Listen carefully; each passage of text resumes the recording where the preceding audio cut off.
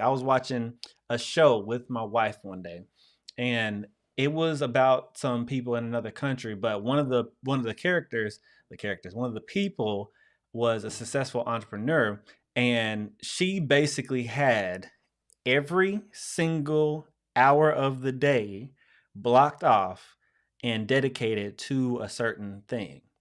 Now, those of you who are professionals be like, okay, yeah, that makes sense. Okay, cool. Except when you look into the outside of work stuff as well. When we're talking about facial routine, we're talking about when we eat, we're talking about this, we're talking about that. And you're like, okay, Cameron, I still don't see the problem. Like what she just has it all lined up and she makes sure that things get done. It actually sounds very proficient. Except when her husband got home, because her husband got home much later than her. Her husband got home and was like, "Hey, can you come down and eat dinner with me? I just got home. I haven't seen you all day. Let's have dinner together." And she's like, "No, actually, I already ate like 2, 3 hours ago. I'm doing my bedtime routine. I'm doing my skin routine. I'm doing my thing. So I'm finna get ready for bed. So I can give you maybe 10. I can give you maybe 5 minutes." And her husband's like, "Wait, what?"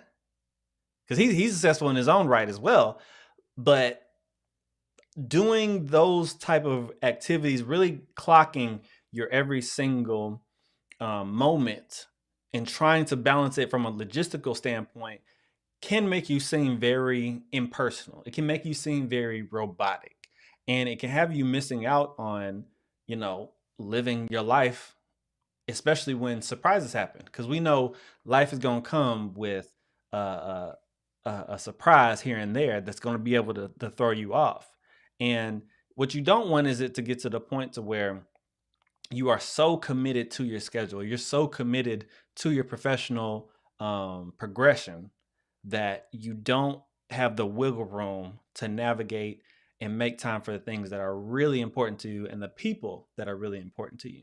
I mean, it was to the point to where they were having a conversation jokingly, but I think she was very serious. He was like, "So what about intimacy? Do I need to schedule that?" She's like, "Yeah, you can schedule that like 2 to 3 days in advance." And he's like, "What?" Now, here's the thing. When you can like I know some of y'all like have heard from different relationship gurus that maybe you should schedule that intimacy time so that people can be more locked in. But any intimacy at all, not every single intimacy. Obviously, sometimes intimacy is more spontaneous. It's in the mood. It happens in the spur of the moment. But you gotta be willing to allow that to happen. And if your life is robotic in that nature where every single thing is lined up, then you get to miss out on that, as well as other things that happen. Those of us who have children, those of us who have family, those of us who have friends, those of us, life be lifing.